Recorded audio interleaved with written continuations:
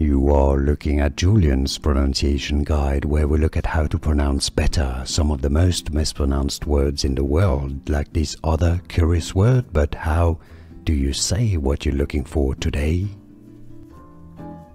We are looking at how to pronounce these names and more confusing names, including names of more former presidents of the United States. The 40th US President, Ronald Reagan.